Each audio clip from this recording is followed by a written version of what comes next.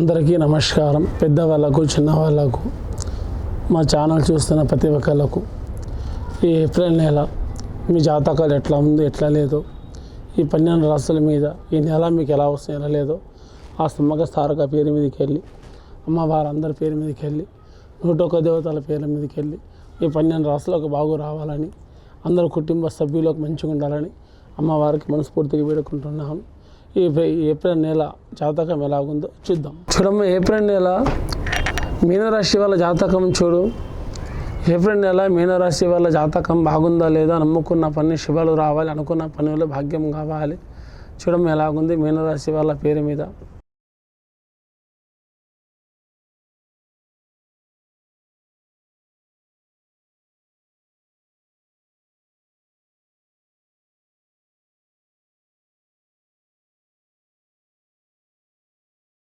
మీనరాశి వాళ్ళ జాతకంలో ఏముందంటే కానీ సావాసాలతో పనిచేస్తారు, చతుర్వికారాలతో ఎదురవుతారు. అంటే మంచితనంగా పనిచేస్తారు, చెడుతనమే వాళ్ళ మనసులో వాళ్ళకే పుడుతుంది.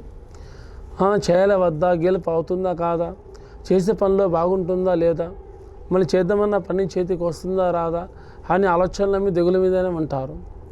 ఏది చేసే పనిలో కానీ ఆలోచిస్తున్న పనిలో కానీ ఎంత శాంతంగా చేసుకుంటూ పోతే అది మాత్రం అంత మాత్రం లాభమే జరుగుతుంది.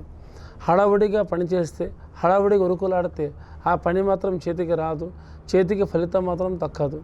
కానీ ఎంత జాగ్రత్త పడితే ఆ పనిలో అంత మోక్షం అవుతుంది, అంత భాగ్యరేఖ కూడా కలుగుతుంది.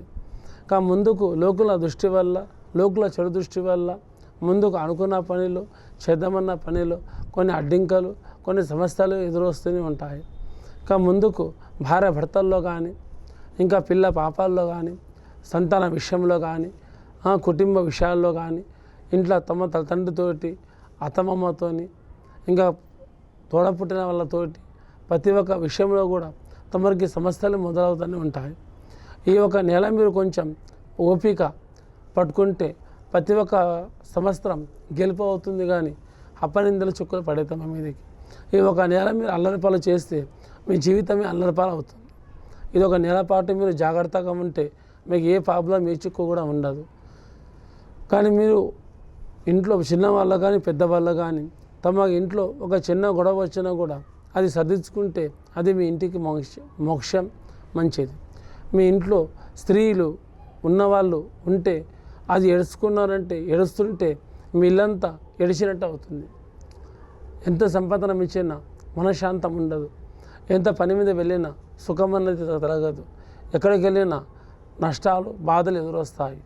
ఇంటికి ఇల్లాలు అది కన్నీరు పెడితే మీకు అష్టదరిద్రం చుట్టుకుంటుంది. స్త్రీలు ఉన్న వాళ్ళకు, ఈ రాశి ఉన్న వాళ్ళు కూడా ఎక్కువ కన్నీళ్ళు పెట్టుకోకూడదు, అది మంచిది మాత్రం కాదు. కానీ కొత్తగా పెళ్ళైన వాళ్ళకు ఒక బాలుడు కృష్ణుడు పుడితే కూడా వాళ్ళకు లక్ష్మీ రేఖ ఉంటుంది. అమ్మాయి పుడితే కూడా అదృష్టవంతురాలే ఉంటుంది, ఏం పర్లేదు. అబ్బాయి పుట్టిన లక్ష్మి ఉంది, అమ్మాయి పుట్టిన కూడా లక్ష్మి ఉంది. కానీ అమ్మాయి పుడితే తల్లిగారింటి కన్నా అది అత్తగారింటికి లక్ష్మీరేఖ, భాగ్యరేఖ అన్నది పేరుంటుంది. మీ సంపాదనం కన్నా ఇంకా అత్తగారి సంపాదనలో ఎక్కువ వాళ్ళు ఒక మంచి పొజిషన్లో వస్తారు. ఇంకా ముందుకు తమ చేసే విధానాల్లో, ఇంకా జాబ్ విషయంలో కానీ, ఇంకా ఉద్యోగం చేస్తున్న వాళ్ళు కానీ ఒక లోకల దృష్టి ఉండడం వల్ల కూడా కొన్ని ప్రాబ్లంలు, కొన్ని చిక్కులు ఎదురొస్తూనే ఉంటాయి.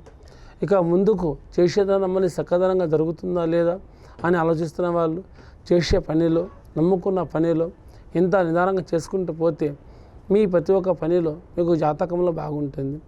ఒక వయసుకు మించి మీరు పనులు చేయండి, మీకు వయసుకు మించి మీ పనులు ఆలోచించుకోండి, మీకు శుభాలు జరుగుతాయి. ప్రతి ఒక్క పనిలో మీకు భాగ్యరేఖ ఉంటుంది. మీ భగవంతుడు అండదండ కూడా, అంటే మీరు నమ్ముకున్న దేవుడు కూడా మీ శాశ్వతంగా మీ మీద కొంటాడు. ముందు కూడా గెలుపు జరుగుతుంది. లోకుల ప్రవేశం వల్ల కూడా మీ సంసారంలో ఇబ్బందులు వస్తాయి. ఇలాంటి చిక్కుల్లో మీరు జాగ్రత్త నడుచుకుంటే మీకు ఏ ప్రాబ్లం, ఏ హాని జరగదు. కొంచెం జాగ్రత్తగా ఉండండి. అందరికీ నమస్కారం.